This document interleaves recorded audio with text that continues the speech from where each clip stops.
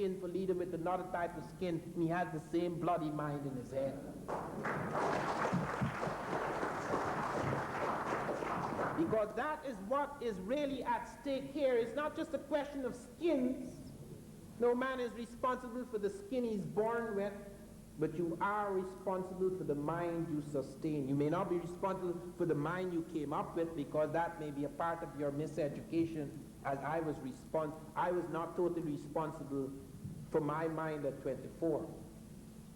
But if I were to maintain and preserve in my system after the knowledge, the new knowledge that has shown me how miseducated I was, if I were to maintain those attitudes and prejudices, then I become responsible.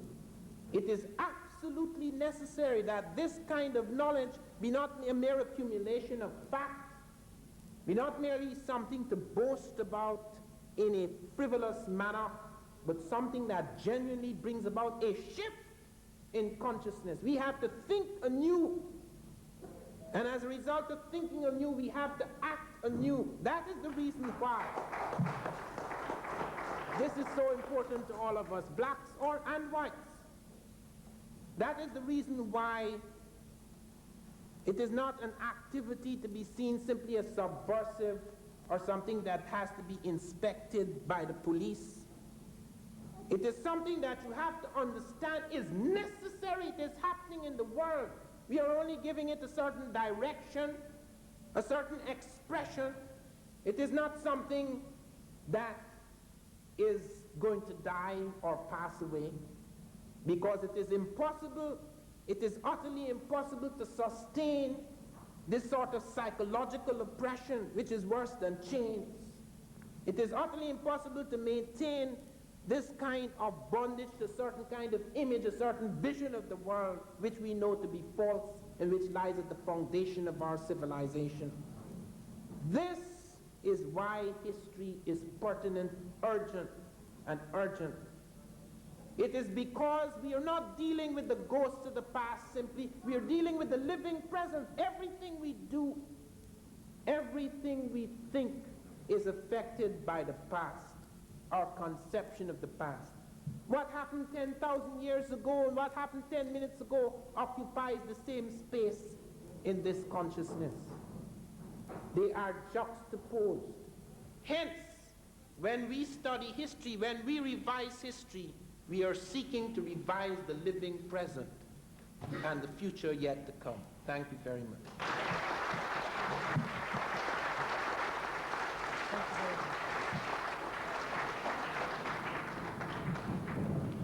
Ivan Van Sertima, I'd like to know if you have any theories on how the black gods were able to get the 40-ton stones atop the pyramid. There's work that has been done, very serious work by Robert Heiser, who unfortunately died. He was doing a book on this in which he dealt with heavy transport techniques.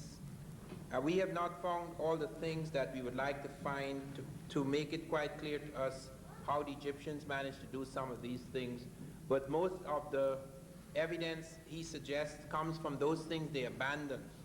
We were able to get a lot of evidence from projects that were abandoned. We were able to see very clearly that they did have enormous ramps which they could lead from the Nile right up to the side of the pyramid where they were building.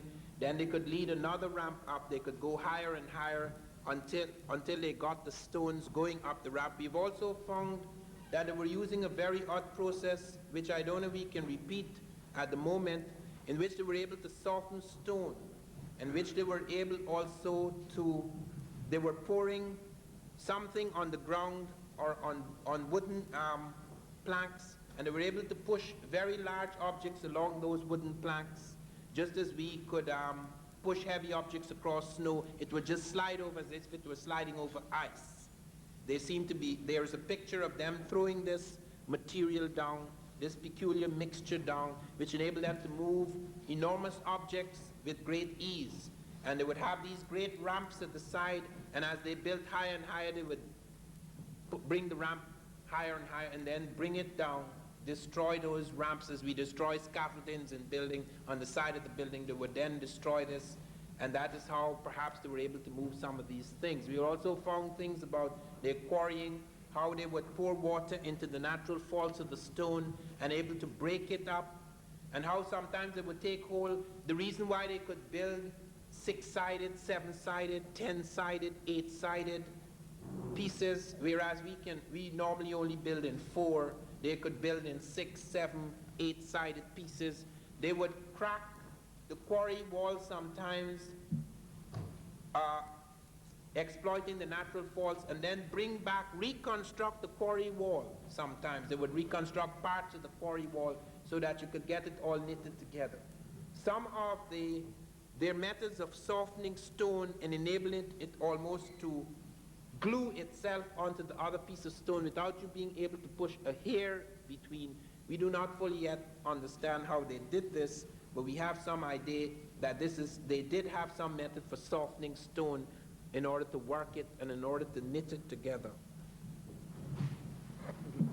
When was the first time that black people could be identified in Britain? And under what circumstances? And secondly, Madonna and Child, when was the Madonna and Child or an icon first identified? Because I've seen much reference to the Madonna pre-Christian as a black person. Can you express the light on that for us? Yes.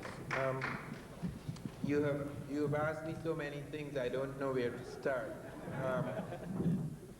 What did you ask before the Madonna and Child? Because you had asked something just before the question of the Madonna and Child. Oh yes. I do not know precisely when blacks first appeared in Britain. I can speak of when blacks first appeared in Europe. Because as Sheikh Anta Diop was pointing out yesterday, that the first man is African. All of us have African ancestors at different removes. You do not have any skull or skeleton in Europe that is 1 million years old, whereas you have skulls of human beings in Africa going back as much as 3.5 million years. You therefore do have the first human being in Africa. You do have a movement from Africa of human beings into Asia and into Europe. And you do have, according to Diop, the transmutation of Grimaldi man, for example. Neanderthal man also comes from Africa, but he's not modern man. He's not as advanced. I think there is something missing here, the seat of the imagination, something in the frontal lobe that is missing. But you do have Grimaldi man who has the brain size and capacity of modern man, who is African. And you do have his skeletons stretching over 5,000 miles of Europe. And you do have, on the caves of Europe, you do have that African type represented before you have the emergence of Cro-Magnon man, which is a mutation of an African type. And I'm not suggesting that a mutation means that it is inferior, because all men do proceed from the African. And you do have the emergence of that Cro-Magnon man and the slow disappearance after that of the Grimaldi type, so that one can date it back. It goes back perhaps about somewhere around 40,000 BC, and the emergence of Cro-Magnon somewhere around 29,000 BC. Those are the dates that are presented to us at the moment. With respect to the Black Madonna and Child, you do have the worship of Isis, the Black Isis, the mother of Horus, the sister wife of Osiris. She is worshipped all through the Mediterranean, even down in the British Isles. She is worshipped, and you do have the first representations of mother and child, a black woman and a black child, which for some time even featured as Mary and Jesus. And this afterwards is changed because I think it was Michelangelo who started representing Jesus as blonde-haired and blue-eyed. You do have earlier representations of Jesus, and I want to refer very briefly to Dr. Finch's statement about one of the human representations, the first human representations of, and I asked by the chairman, he will speak for about 3 minutes on this matter, earliest representations of the historical Jesus, human representations, pictorial representations of the historical Jesus.